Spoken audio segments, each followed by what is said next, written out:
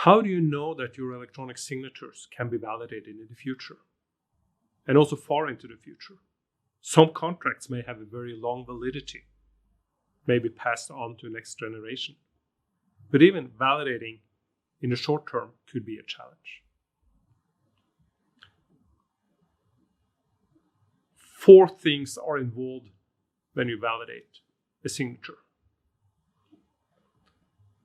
There's a number of certificates involved.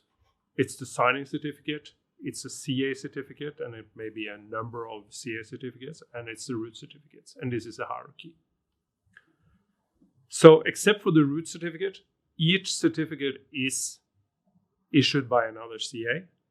They all have an expiry time, and validation must be done while the CA is still operational. Each CA will have a service to validate certificates, but of course, if the CA goes out of business, that service is not available. So it must be validated while the CA is alive. So the validation process is then going through all the involved certificates and validating them. The root certificate, as mentioned, is not issued by a CA, but all root certificates are in trust lists, so this must be validated.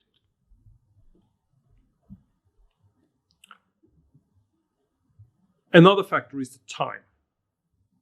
Getting a current time is very simple. You just check with some service, you look at your watch.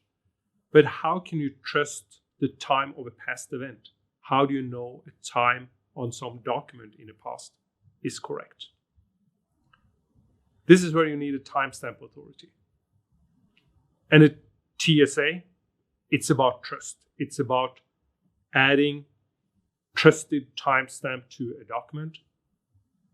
And validation of this trusted timestamp is done in the same way as the document. So you have the CAs and certificates you need to validate. So this is really important because if you don't know when the document was signed, well, it's difficult to trust anything else. Visual representation is another challenge. Will the document still look the same? I'm sure we've all found old documents made by old word processors or other applications, and there's no way of viewing that document anymore. And also, rendering different character sets may be a challenge, as shown in some examples here. And these are recent examples where I receive a text message with an upside down question mark, which is not the character in the Norwegian character set, or they can't even do the national characters. This is handled by using what's known as PDF-A. PDF-A is a subset of the PDF standard that we all know, and this is an ISO standard. And the purpose of PDF-A is that it's 100% self-contained. There are no external references. Everything is embedded, text, images, font, colors, etc. And the purpose of the PDF-A is to ensure long-term validation, that you always will have the same visual representation. Also, another challenge with validating in the future is that there may be vulnerabilities in algorithms which can be used to forge signatures or change signed documents. And we're constantly getting better hardware and software, which put high demands on algorithms and key lengths.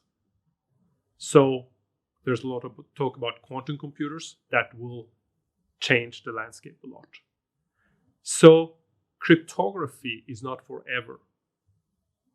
Given enough time, you will break most algorithms. Preservation is about embedding information in the document. You create a signed document with a signature, but in addition, you embed all the certificate. You embed a trusted timestamp.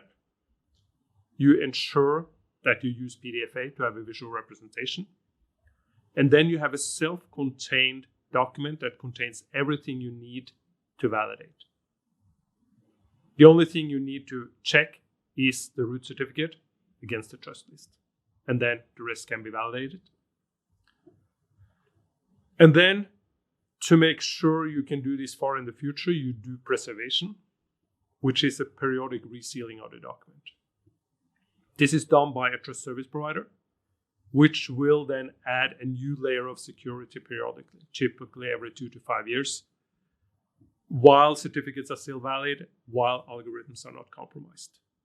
And by continuing doing this, you will be able to preserve this document forever and also validate it far into the future.